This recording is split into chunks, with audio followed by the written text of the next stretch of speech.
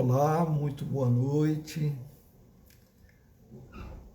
Estou nesse momento iniciando os testes de funcionamento do sistema, do canal do Centro Espírita 9 de Outubro no Instagram. Gostaria que vocês pudessem, por gentileza, dizer se o som está chegando bem, a imagem também, para que eu possa dar início. Embora que ainda nos reste alguns minutos, então que alguém pudesse dizer se realmente pronto. Aldenora, boa noite. Marcos Vinícius, boa noite. Minha irmã e minha amiga Aldenora, prazer estar com você nessa tarefa da divulgação da nossa doutrina espírita. Se puder, me diga se está chegando, está tudo ok. Ótimo, Aldenora. Muito obrigado mesmo. E aí eu fico mais sossegado para poder focar no essencial, que é a mensagem, mas sem o som ficaria comprometido, não é verdade? Bom, temos algumas pessoas já chegando nesses 3 minutos que antecedem o horário da nossa reunião, e queria já nesse início de trabalho agradecer as pessoas que estão nos felicitando com a sua audiência, com a assistência, e vamos todos juntos trabalhar por esse ideal da divulgação da doutrina espírita. Sejam todos muito bem-vindos. Eu vou ficar olhando aqui para o relógio pela nosso compromisso, com o horário da reunião. E, afinal de contas, apesar de estarmos no ambiente virtual, mas é um trabalho espírita, como qualquer outro realizado nas dependências da instituição. O fato de estarmos cada um nos nossos lares não quer dizer que não seja uma atividade espírita. E uma das coisas que os espíritos bondosos, os benfeitores da espiritualidade, sempre nos orientam, sempre nos advertem, é para a atenção com a pontualidade. Não deve ser necessariamente uma coisa obsessiva, não pode se tornar propriamente um transtorno na vida das pessoas, a disciplina com o horário. Mas sempre que possível, nós temos que assumir o compromisso e cumpri-lo no horário pré-estabelecido. Não sei que eu esteja enganado, mas acho que faltam 1 ou 2 minutos para as 8, o que é algo que nos aproxima do início, vamos dizer assim, formal da nossa, se é que eu posso usar essa palavra, desse nosso encontro de hoje. É possível a gente verificar algumas pessoas, acessando agora a página, do Centro Espírita 9 de Outubro, aqui pelo Instagram, e desde já eu mais uma vez agradeço pela participação de cada um de vocês, que é, por assim dizer, a razão de trabalhos como esse. A doutrina espírita, ela veio para os homens, e mulheres, para nós encarnados. Claro que os espíritos também aproveitam, enquanto desencarnados, aproveitam também os estudos que a doutrina espírita favorece. Mas como estamos falando de encarnados para encarnados, podemos dizer que esse trabalho é voltado para nós que estamos na matéria. Embora que, naturalmente, os espíritos desencarnados também se aproximam de atividades como essa e, quando bem intencionados, procuram também absorver algo de positivo que seja colocado e, enfim, tanto quanto nós encarnados, eles também buscam informações, reflexões em torno da doutrina espírita, o que faz com que todos nós possamos progredir juntos. Bem, são 8 horas. 8 horas. Na verdade, 20 horas desse dia 30 de agosto de 2022, um dia muito especial para mim, porque é o retorno, por assim dizer, a uma casa muito, muito querida, que é o Centro Espírita 9 de Outubro, conhecido como Seno. E recebi com muita alegria no coração o convite para participar desse trabalho feito pela nossa amiga, nossa irmã Aldenora Sabino, que, tendo tomado conhecimento, como de fato acompanhou com as suas vibrações, com as suas preces, o restabelecimento da minha saúde, um tanto comprometida durante um período razoavelmente longo, de mais de um ano. Então, eu posso dizer que volto a essa atividade, dessa feita por uma rede social, mas faço isso com muito carinho, com muita gratidão e com muito amor no coração.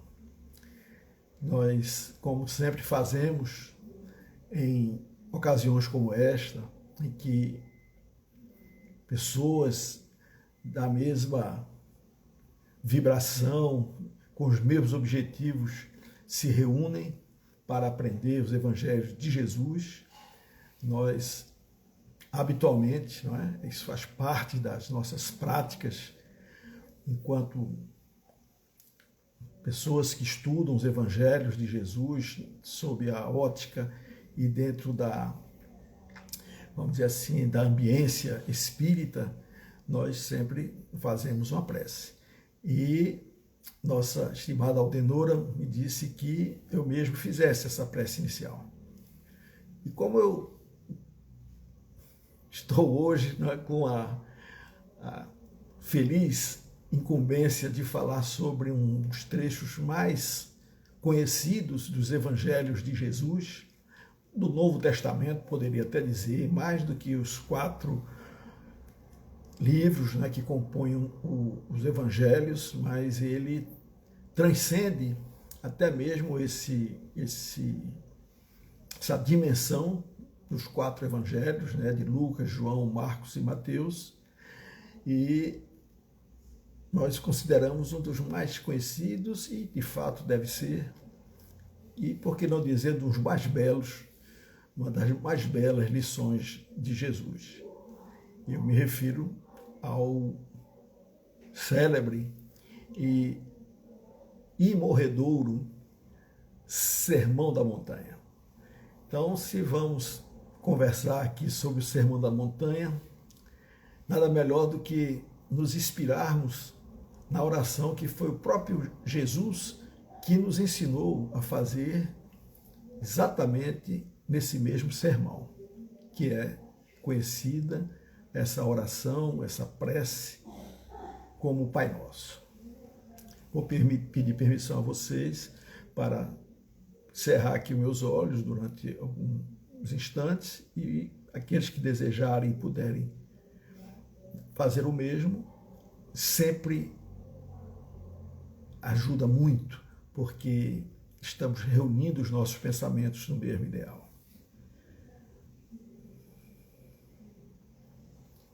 Pai nosso que estás nos céus, santificado seja o vosso nome. Venha a nós o vosso reino e seja feita a vossa vontade, assim na terra como no céu. O pão nosso de cada dia dai-nos hoje, Senhor.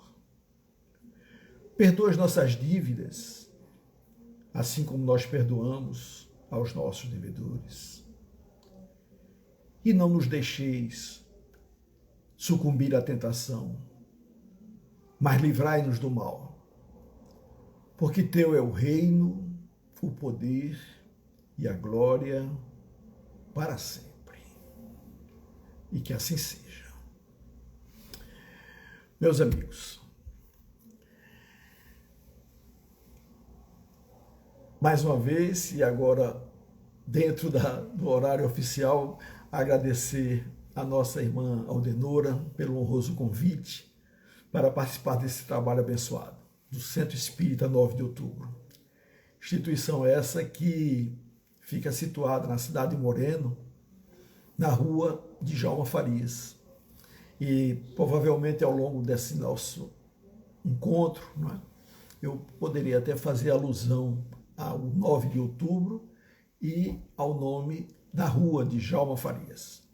Mas para aproveitar exatamente essa abordagem, né, do nome da rua, que eu gostaria de cumprimentar todos vocês em nome do Grupo Espírita de Djalma Farias. Instituição que fica localizada na cidade do Recife, na rua Marechal Deodoro, número 460, na Encruzilhada. E tem o nome Grupo Espírita de Djalma Farias, em homenagem a essa personalidade do movimento espírita pernambucano e brasileiro, que marcou páginas imorredoras da história do movimento espírita pela sua ação efetivamente cristã espírita.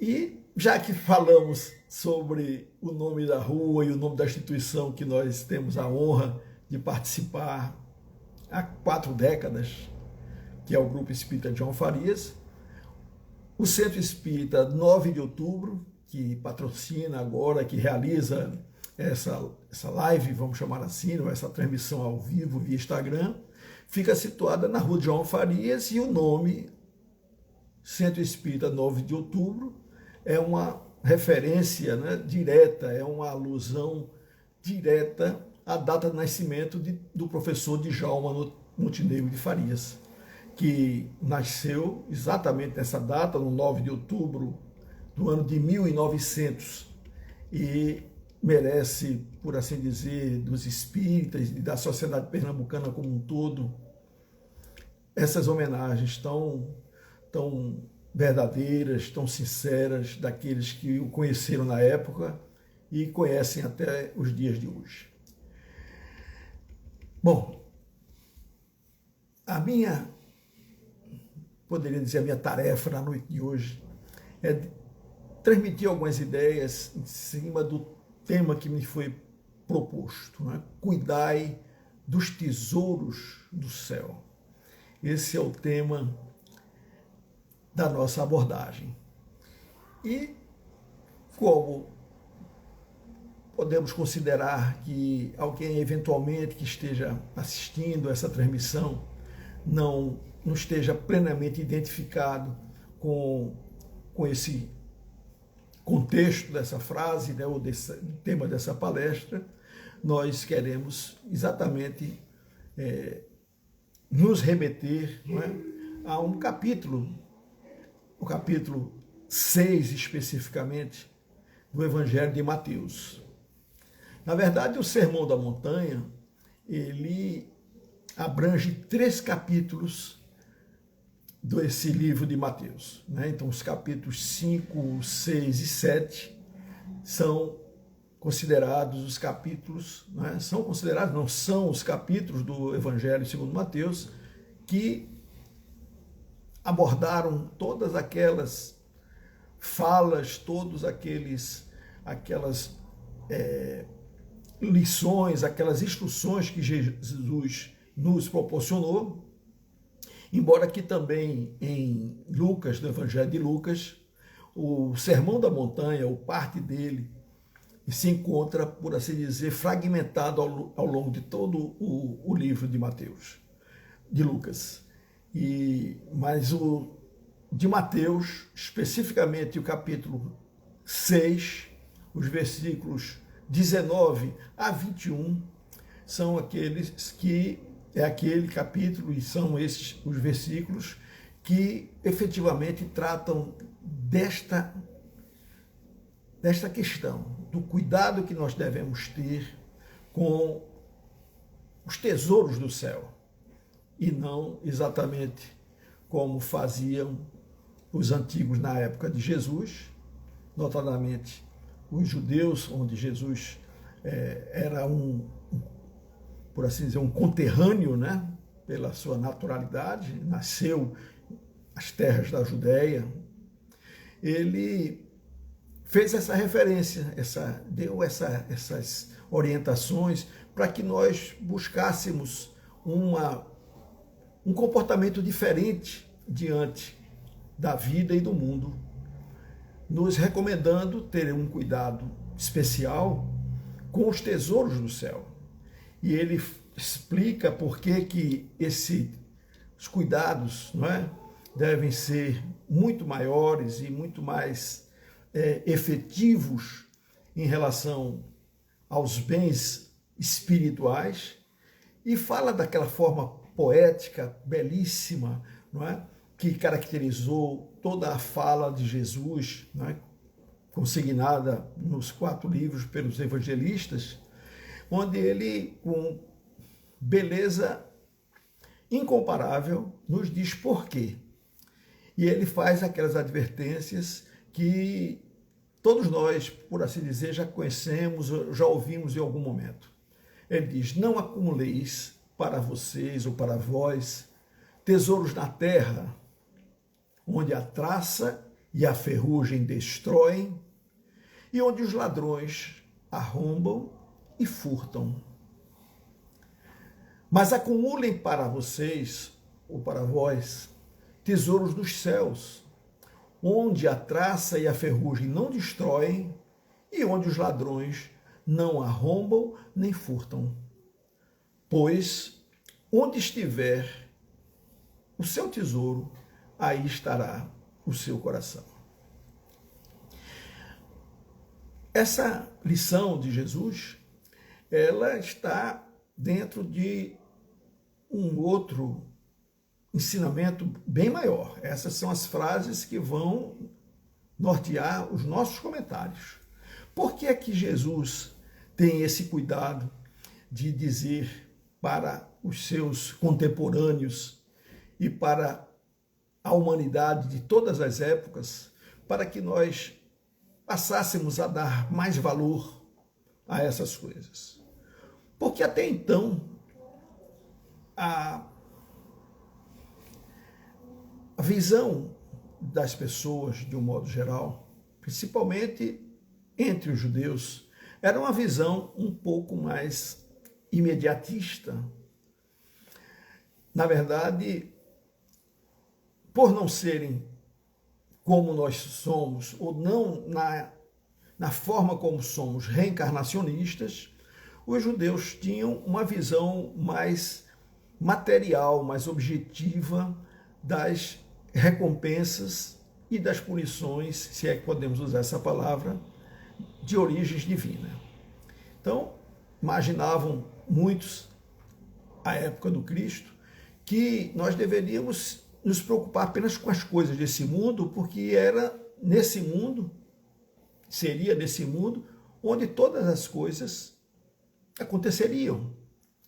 Então, é como se não valesse a pena determinados sacrifícios, determinados comportamentos devocionais, determinadas atitudes em favor do nosso próximo, porque isso de nada acrescentaria em nossas vidas. Nós estaríamos, por assim dizer, quase que perdendo o nosso tempo.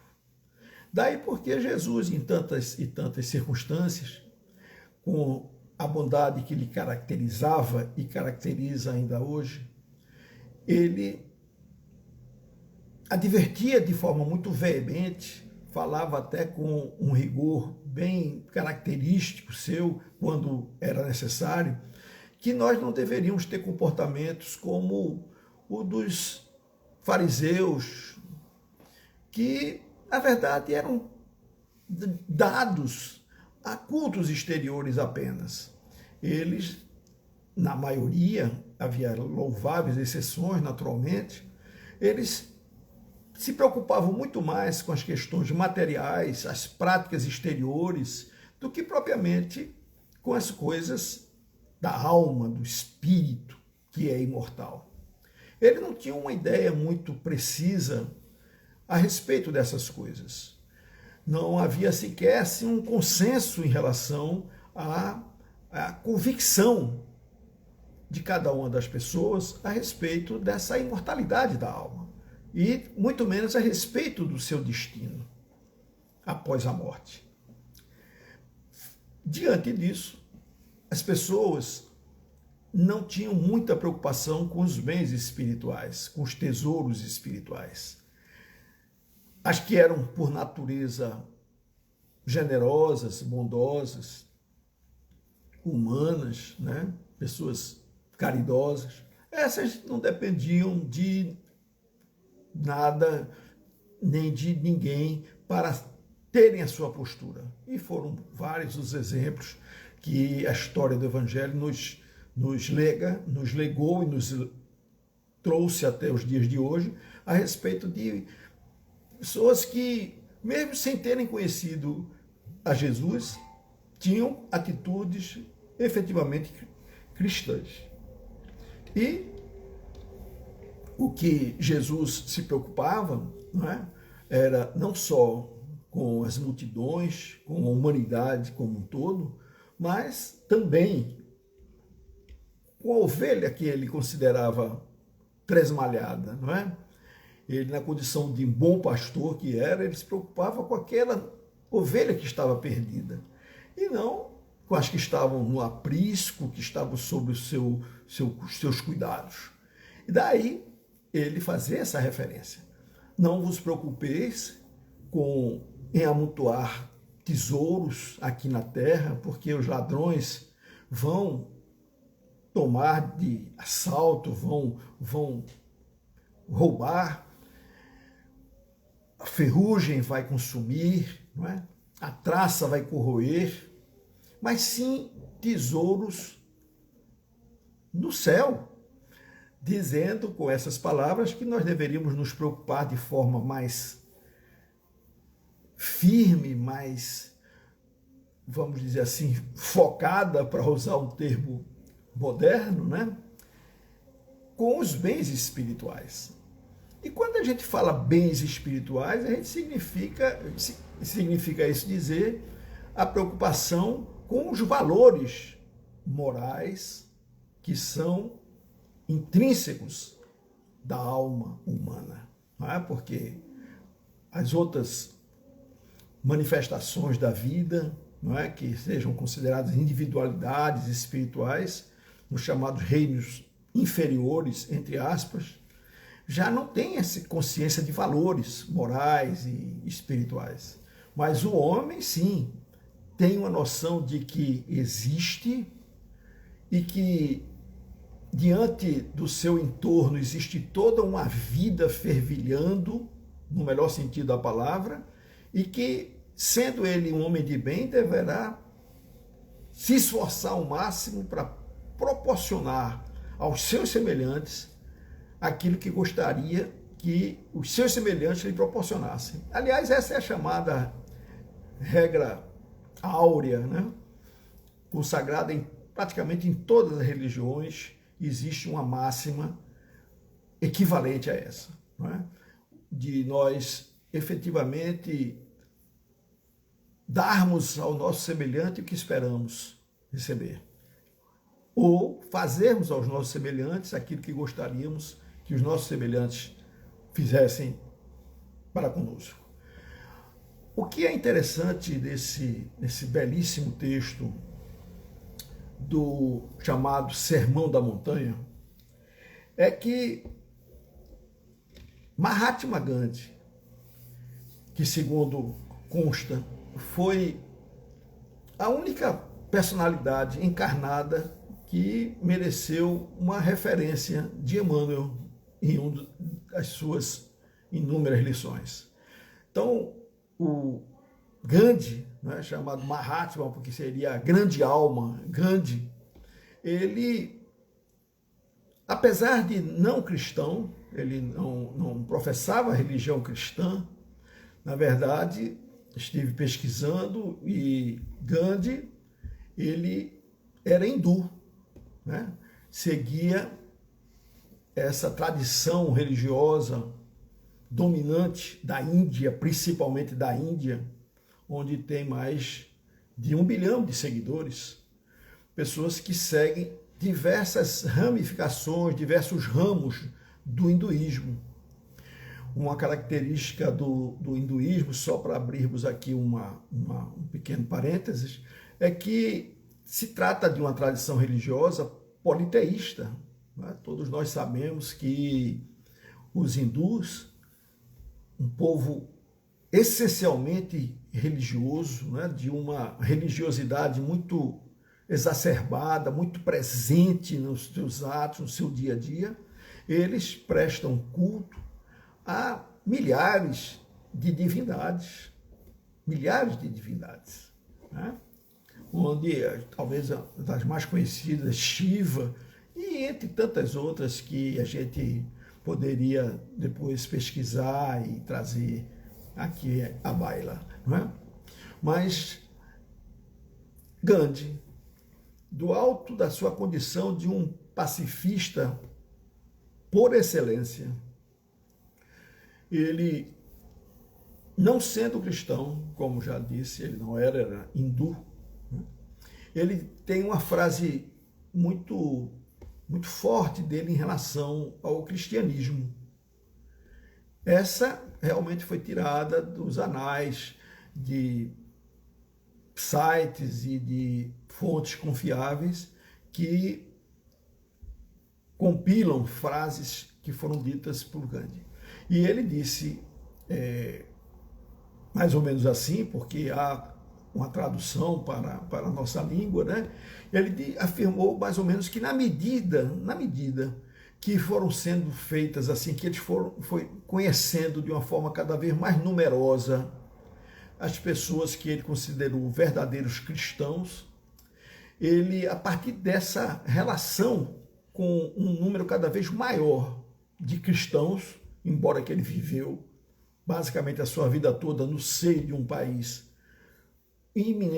predominantemente hindu, ou hinduísta, ele diz: compreendi que o Sermão da Montanha era todo o cristianismo para aqueles que querem viver uma vida cristã.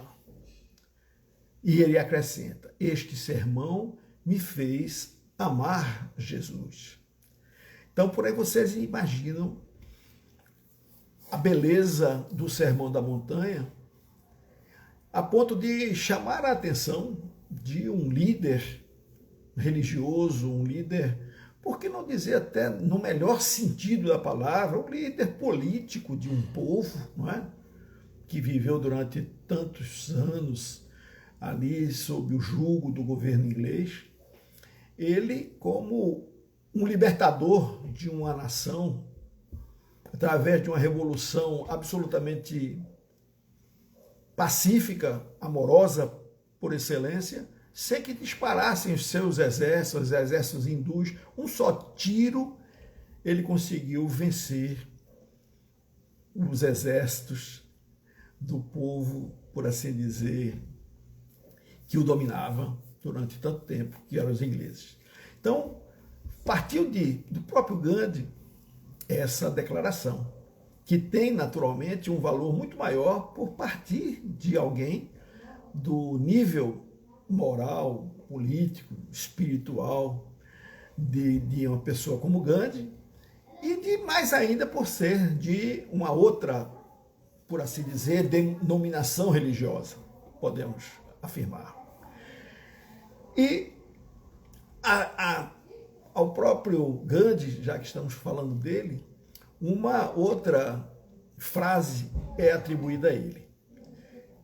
Certamente que foi nesse mesmo momento ou não, e ele estava comentando a respeito do cristianismo e da sua relevância para a humanidade, que é indiscutível que o cristianismo tem um papel preponderante, sem nenhum demérito para as demais religiões, de maneira nenhuma, mas o cristianismo exerce um papel preponderante em relação às demais religiões. E não só pelo número, né, de profitentes, né, do cristianismo, das religiões de matriz, vamos chamar assim, cristã, né, mas porque é realmente algo que tem uma beleza e uma profundidade, uma grandeza incomparável. Muito bem. Ele também partiu dele a afirmativa de dizer que tivessem se perdido todos os livros religiosos da humanidade, ainda que todos eles se perdessem, deixássemos de ter acesso, mas só restasse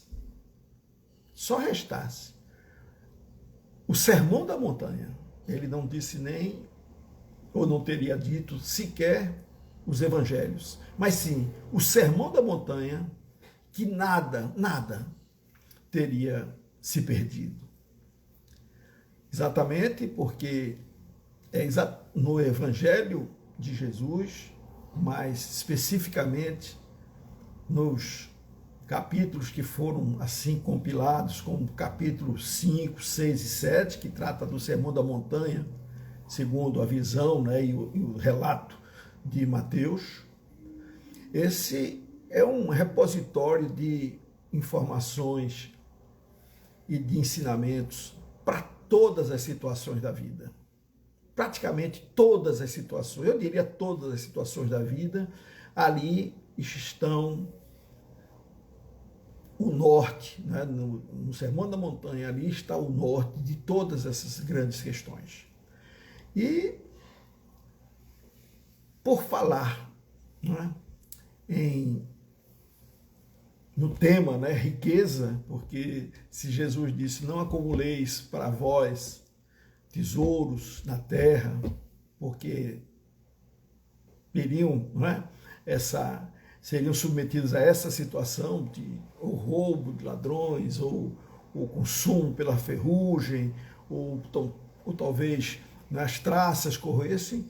Ele está falando de riquezas, mas não está falando apenas de riqueza material.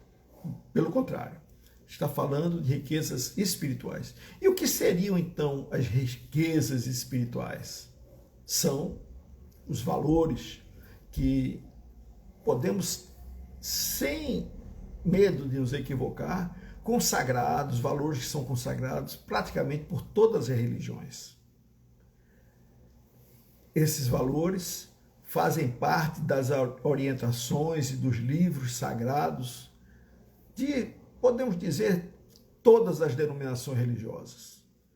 Porque o amor ao próximo, como a si mesmo, está presente em todos os livros das principais religiões. O budismo, o judaísmo, o islamismo, o hinduísmo, enfim, essas maiores religiões, maiores no sentido, para que eu não seja aqui mal interpretado, né? Possivelmente, espero que não, mas maiores no sentido de maior número de adeptos, né? De maiores seguidores. Todas elas preconizam o amor ao próximo, o respeito ao semelhante, a prática da caridade, até mesmo o perdão está presente no bojo de todas essas religiões. É que Jesus não veio apenas, não é, falar do perdão, falar do amor ao próximo, não veio falar sobre a humildade. Jesus não veio falar só sobre a tolerância, o amor a Deus. Jesus vivenciou todas essas qualidades morais, não é? ele demonstrou com a sua própria vida a relevância, a importância desses valores. E por que é que a gente deveria dar mais importância aos valores espirituais ou aqueles que nós acumularíamos no céu ou no mundo espiritual ou no íntimo da própria alma, do ser, do que os valores materiais? Pela própria transitoriedade da vida material, pela sua fugaz duração, pelo que representa de rápida a nossa passagem aqui pela Terra. Por mais que a ciência avance, por mais que as tecnologias se unam em favor da medicina e da indústria farmacêutica ou farmacológica, mas ao homem ainda não é dado livremente todos nós alcançarmos, por exemplo, uma centena de anos, não é? Chegarmos a fazer um aniversário de 100 anos. Vocês talvez que estão agora me dando a honra e a alegria de tê-los aqui nesse bate-papo, vocês talvez não conheçam ninguém com 100 anos. Eu posso dizer que conheço porque, por uma circunstância agora até casual, me lembrei disso agora, eu tenho uma tia legítima, irmã, portanto, quando eu digo legítima, porque não é tia por afinidade, mas é uma tia consanguínea, irmã do meu pai, portanto, minha tia, que comemorou recentemente, há 1 ou 2 meses, seu aniversário de 100 anos. E lúcida, independente, com toda a sua, não é, autonomia e se permitindo se divertir, visitar um shopping, dar um passeio com a família, enfim, com 100 anos. Mas é um caso raríssimo. Então, se é algo tão passageiro assim, por que damos tanto valor a essa vida e aos bens que nela podemos acumular? Por uma distorção da nossa visão. Estamos analisando a vida material por um prisma distorcido. Não conseguimos, por assim dizer, ver as coisas com a sua exatidão. Ora, se eu tenho certeza, como nós que somos espíritas temos, e outras, vamos dizer assim, religiões, têm a certeza da vida eterna, que eu prefiro falar de imortalidade da alma, porque eterno, só o Criador do universo, Deus, o Senhor de todas as coisas, é que é eterno, tudo mais foi criado a partir dele, portanto, eterno é o que não teve princípio e nem terá fim. Imortal é aquilo que um dia ganhou vida, mas não a perderá jamais. Então, nós somos espíritos imortais. E na condição de espíritos imortais, nós passamos, na condição de estudiosos da doutrina espírita, de seguidores da doutrina espírita, nós passamos a nos interessar por essa verdadeira vida. Eu conversava agora há poucos dias, com um jovem da nossa família, na verdade da família da minha família, claro, mas é uma família por extensão, mas da família da minha esposa. Esse jovem, muito inteligente, muito lúcido, muito equilibrado, a gente trocava algumas ideias sobre isso e eu dizia, olha, por que a gente deveria, todos nós, nos preocuparmos com as coisas espirituais? Porque a única coisa certa que nós temos na vida é a de que morreremos. Não existe nenhuma outra certeza sobre o ponto de vista biológico, não é? Sobre o ponto de vista da matéria orgânica, física, além da morte. A morte é a única certeza. Tudo mais são, né, possibilidades, conjecturas, mas não há um ser vivente no plano em que vivemos, né, que estamos existindo, melhor dizendo, que, estando vivo, não venha a fenecer, não venha a morrer. Então, ora, se nós temos certeza que vamos morrer, por que não dedicarmos algum tempo da nossa existência a conhecer melhor as coisas do mundo espiritual, que é inexorável esse nosso retorno a esse mundo? Eu dizia para ele, numa comparação muito simples, muito, enfim, usual, é que é como se nós tivéssemos a certeza de que temos que fazer uma viagem para um país distante. E que desse país nada conhecemos. Não conhecemos o idioma, não conhecemos a sua cultura, os seus hábitos, nada conhecemos da sua culinária, das suas leis, das suas preferências, daquilo que os jovens chamam assim, não é?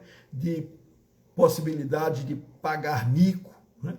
Então, se nós não conhecemos nada, mas temos que viajar para esse país, é como se o bilhete já tivesse sido extraído, só falta carimbar a data, esse bilhete dessa passagem. Então, o que é que a pessoa racional, o indivíduo prudente deveria fazer? É conhecer aquele país, conhecer aquela que será a sua nova estada, ainda que temporária, mas não sabemos durante quanto tempo, mas que esse país onde nós vamos permanecer, ou eu diria até para o qual nós vamos retornar, que a gente faça esse retorno atualizados a respeito de todos esses aspectos que eu enumerei aqui. Porque seria muito desagradável, não é? A gente ser de uma hora para outra encaminhado, colocado numa aeronave, ou num trem, num navio, e fôssemos, né, nos dirigindo a um país distante, quando lá chegássemos, nada conhecêssemos desse nosso destino. Seria muito complicada a nossa vida. Vocês concordam comigo, acredito, não é? Seria muito complicado. Vamos abstrair aqui as possibilidades das tecnologias modernas, né? A gente vai chegar lá com o smartphone na mão e vai falar, olha, eu sou brasileiro, e lá do outro lado vai sair em japonês, olha, eu sou brasileiro, queria uma informação. Não é isso. A gente vai chegar lá sem equipamentos, sem ferramentas materiais, sem esses recursos. Então, é melhor a gente se preocupar agora. E, ora, se aqui nós sabemos, é uma outra frase assim muito comum, não é? Eu diria até, entre aspas, muito manjada, né? Ou seja, que é muito servida, né? Eu acho que vem da palavra manjar, de oferecer. Então, é uma frase muito declinada, que diz, olha, caixão não tem gaveta. E não tem realmente. E eu, há pouco mais de um ano e meio, em maio do ano passado, 2021, estava à beira do caixão praticamente.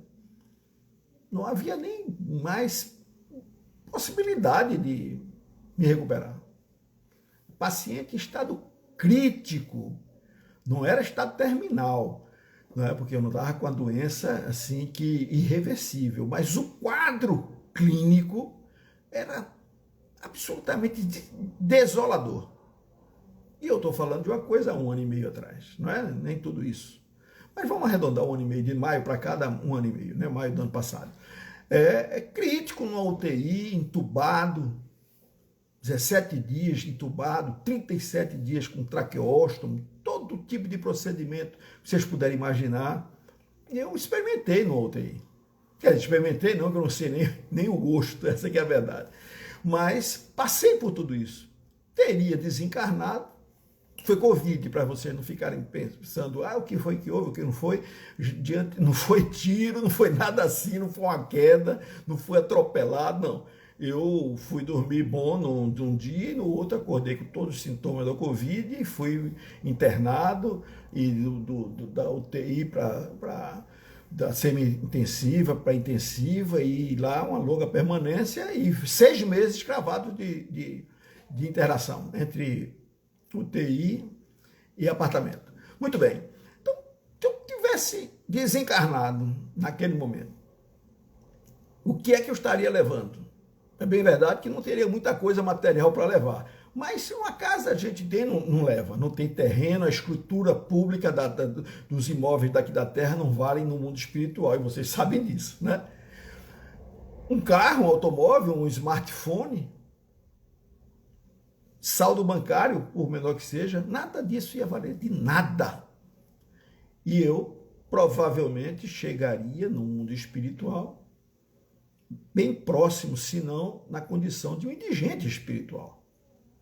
E falo isso sem falsa modéstia, pelo conhecimento que tenho da minha própria natureza. Aí, certamente a espiritualidade disse, olha, tu vais voltar, não disse a mim, pois se disse foi eu inconsciente, né? Espiritualmente falando. Vai voltar para ver se diminui aí teus compromissos com a vida. E estou aqui. Mas se eu tivesse morrido, como é que seria? Morrido que eu digo na linguagem dos homens. Não seria uma passagem, como se diz, tão fácil assim. Conheço bem a doutrina espírita, razoavelmente bem. Razoavelmente bem. São 40 anos ininterruptos, mais de 40, lá no Grupo Espírita de João Farias, onde cheguei ainda adolescente. Mas isso não é suficiente, meus irmãos e meus amigos. Não é. O que mais nos credencia a uma vida espiritual tranquila, na paz, revendo nossos entes queridos, podendo abraçar aqueles que partiram antes de nós e exercermos a nossa liberdade de espírito, podem ter certeza que são todos aqueles atos de generosidade, de bondade, de grandeza, de desapego, de abnegação, de humildade, de compreensão, de tolerância, de resignação. Tudo isso é o que vai contar do outro lado, que vai nos tornar mais, como é que eu diria, tornar mais fácil nosso retorno ao mundo espiritual. Porque todas essas coisas que agora eu enumerei são aqueles valores que Jesus recomendou que nós conservássemos de verdade. Ele, quando falou de guardar vossos tesouros no céu, é porque ele sabia que estava falando de coisas espirituais, porque ninguém entra no céu, mesmo que fosse do céu, não entra com as coisas da terra, não entram, são dimensões diferentes. Quando eu digo céu, quero me referir ao mundo espiritual. Então, por conta disso, é muito importante que a gente reflita sobre essas coisas. Lembremos-nos daquela passagem extraordinária de Paulo de Tarso, que eu gosto tanto de lembrar, sempre que é possível, onde ele, se deparando com a figura excelsa de Jesus de Nazaré, lá naquele caminho, o famoso caminho de Damasco, não é? Ele, de joelhos, entregue a Jesus pela grandeza espiritual do Mestre. Outra não foi a sua fala, outras palavras não saíram dos seus lábios, senão essa frase gloriosa: Senhor, o que queres que eu faça? E olha, meus amigos, minhas amigas, se cada um de nós perguntasse do fundo do coração e com toda a sinceridade da alma: Senhor, o que queres que eu faça? Essa resposta sempre é dada com exatidão. Porque não faltarão amigos no plano espiritual a nos sugerirem as melhores ideias possíveis em relação a uma nova pegada, como dizem os jovens, né? Eu gosto desse termo, né? A gente ia mudar a nossa pegada, assim, a gente já não ia mais ser tão materialista, não ia se preocupar. E eu digo até muitos de nós espíritas, né? Preocupado com um carrão novo, trocar de carro de vez em quando, e sempre tá... Não, é importante as coisas materiais? Sim. Claro, a gente vive no mundo material. Não pode ser mais importante do que as coisas espirituais. Porque Jesus não disse que a gente fosse ter uma vida monástica. Não. Ele quer que nós sigamos os seus ensinamentos. E os ensinamentos de Jesus, basicamente, é amar ao próximo, amar a Deus sobre todas as coisas e ao próximo como a si mesmo. E ele ainda dizia: aí está toda a lei e os profetas. Porque até então eram muitos os mandamentos, as ordenações e as coisas que precisava fazer para chegar ao reino de Deus. É simples assim, meus irmãos. Se nós ainda talvez não tenhamos, todos nós, eu falo por mim, viu? Aprendido essa lição. Ou melhor, a lição nós sabemos de cor, mas o que nos falta é, como diz o poeta, aprender. Mas nós estamos num processo, né? Nós hoje somos muito melhores, certamente, do que fomos no passado. E no futuro seremos melhores do que somos hoje. E está nas nossas mãos esse tipo de mudança, essa revolução espiritual, revolução no sentido de mudança por completo. Foi assim com os grandes nomes do cristianismo. Francisco de Assis, ele não era santo desde o princípio, não. Teve uma juventude, uma mocidade, segundo relatam os seus biógrafos, né? Muito do mundo, uma vida muito mundana, entregue aos prazeres materiais. E mudou completamente.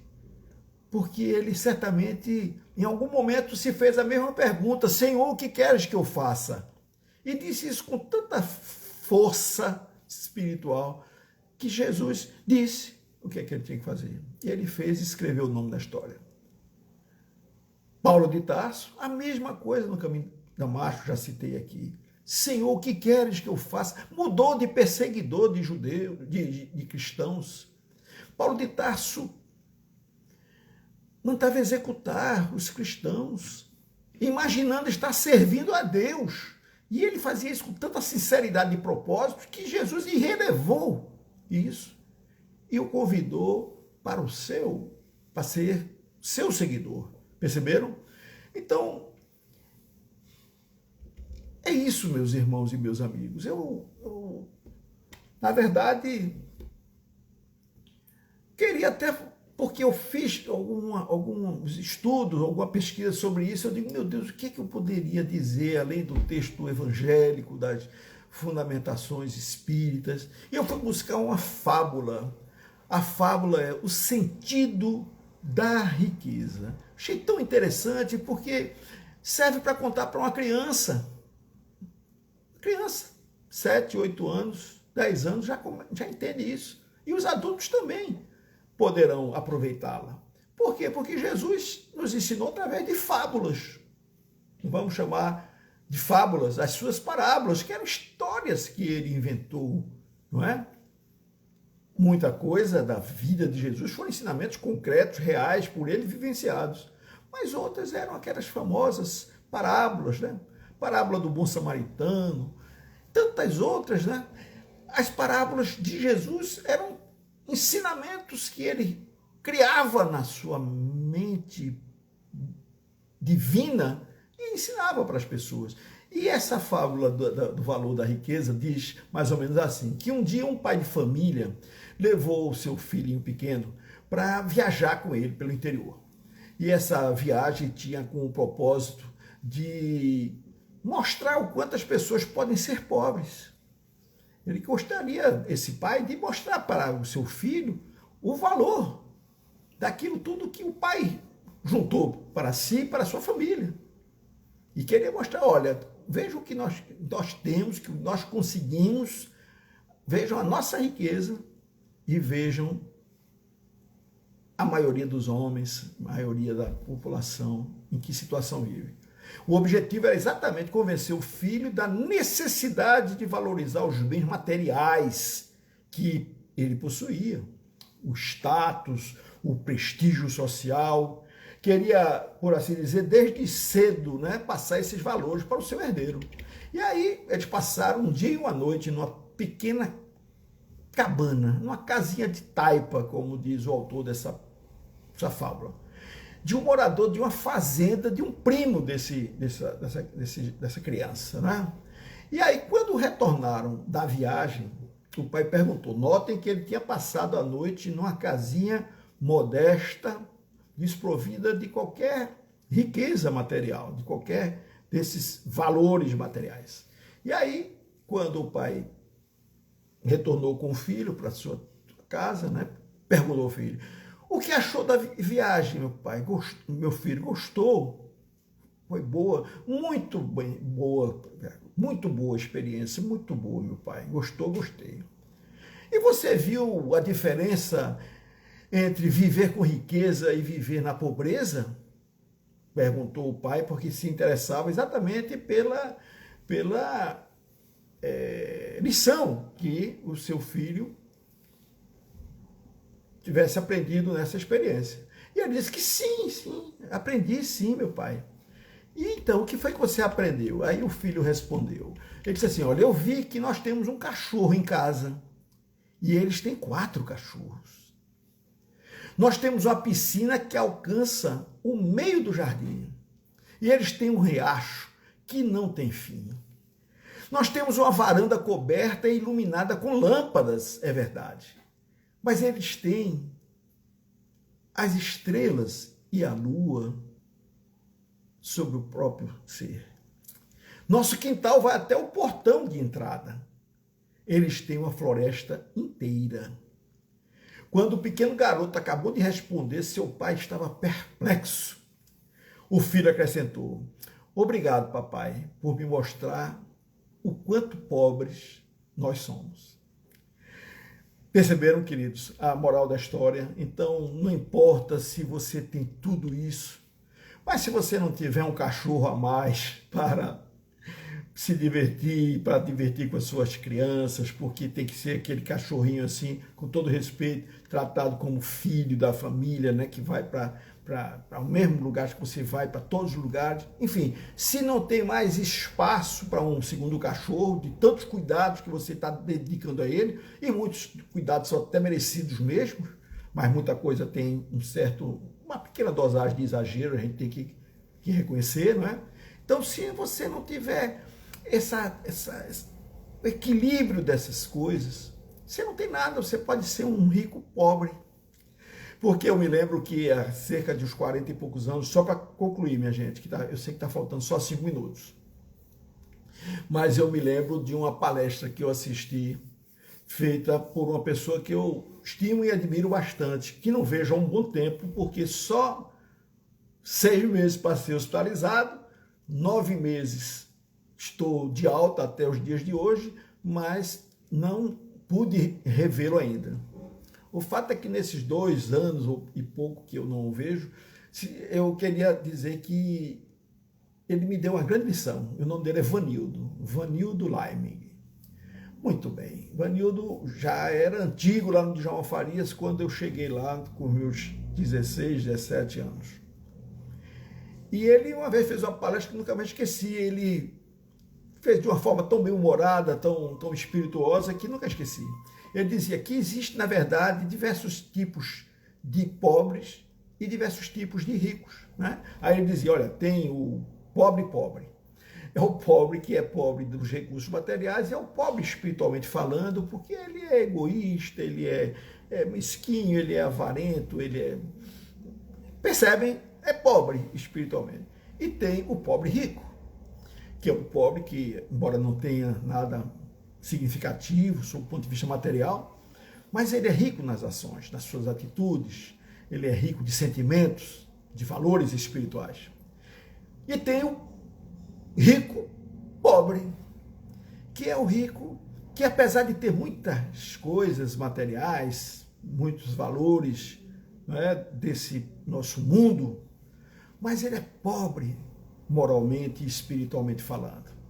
Ele tem muito ainda o que crescer e enriquecer-se espiritualmente. E finalmente tem o ideal, que é o rico rico. É o rico que tem a abundância das coisas materiais, mas é rico de sentimentos. É rico porque é piedoso, caridoso, humilde, tolerante, é sincero, é amigo. Não é, por assim dizer, um rico pobre. Então, eu gostei muito dessa passagem, né, ou dessa ilustração que o Vanildo Laime fez numa palestra muitos e muitos anos, lá no Grupo Espírita de Djalma Farias. Muito bem. Então, se alguém me perguntasse se eu gostaria de deixar algumas palavras finais, já que eu tenho 3 minutos, eu diria que sim. Eu gostaria de dizer a todos vocês, a você particularmente, que está aqui caridosamente me dando a sua atenção, ouvindo essas palavras, que você jamais perca a esperança. Jamais perca a esperança. Não importa o quanto você esteja sofrendo, não importa o quão grande seja o problema que você está passando, não importa as dores que você esteja tendo, esteja suportando. O que importa é que tudo isso passará.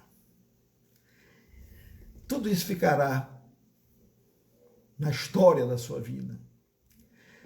E eu, pegando uma carona aqui numa fala de Ariano Suassuna, que por sinal é tio de uma querida companheira de trabalho lá do nosso Djalma, a Verônica Suassuna, ele dizia: tudo aquilo que é ruim de passar é bom de contar, dizia ele no seu bom humor. E tudo aquilo que é bom de contar, ou melhor, tudo aquilo que é ruim de passar é bom de contar.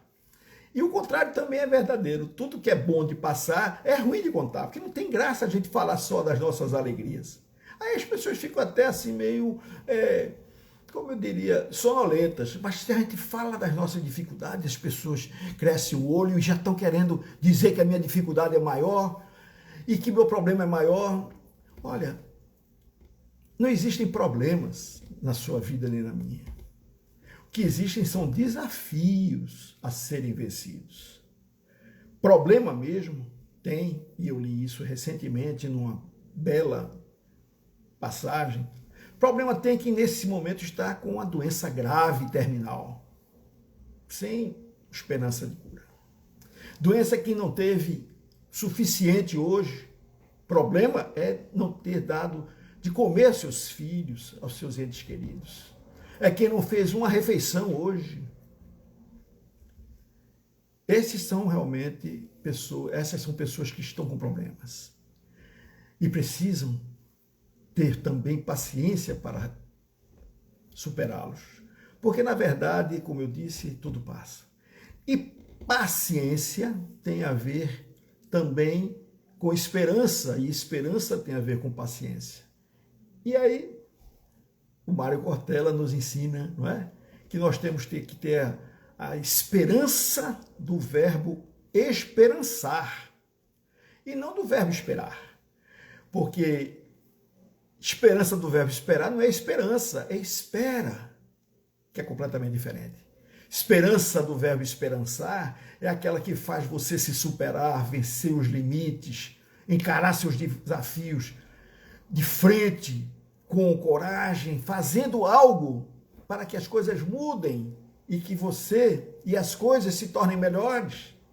Isso é ter esperança do verbo esperançar. Agora, a dizer, isso vai passar, e você fica deitado numa rede, esse problema não sei como vai resolver, e você não procura uma solução, isso vai se resolver com o tempo, Deus vai me ajudar. Isso é esperar. Portanto, se há algo que a gente não pode perder, é a esperança.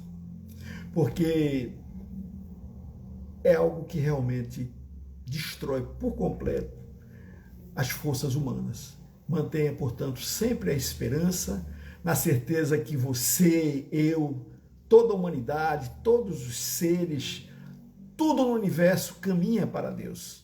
E um dia seremos, todos nós, plenamente felizes. Que Deus nos abençoe a todos, nos envolva nas suas bênçãos de paz, de fé, de esperança, e também que nunca nos falte a compreensão diante das limitações dos nossos semelhantes.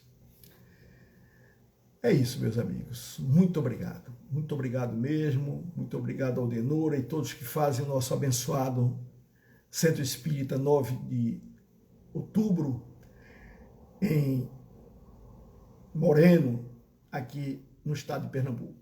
Para todos vocês, para todos nós, um excelente final de noite. Que Deus nos abençoe a todos.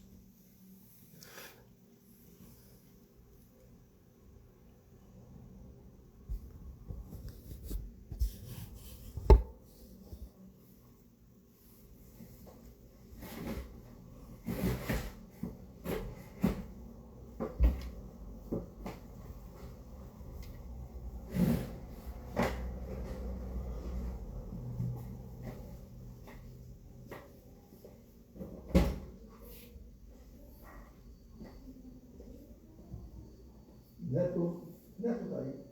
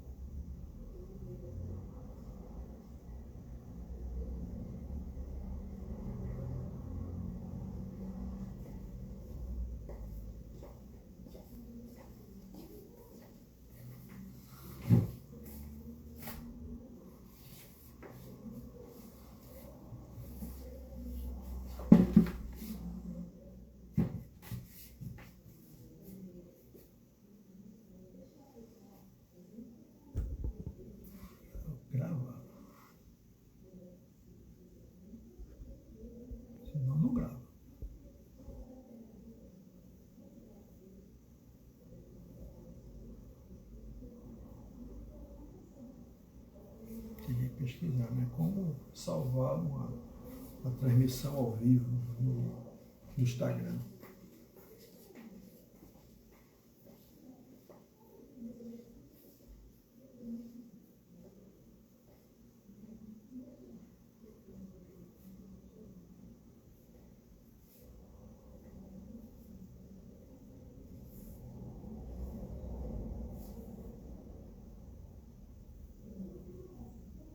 Exatamente.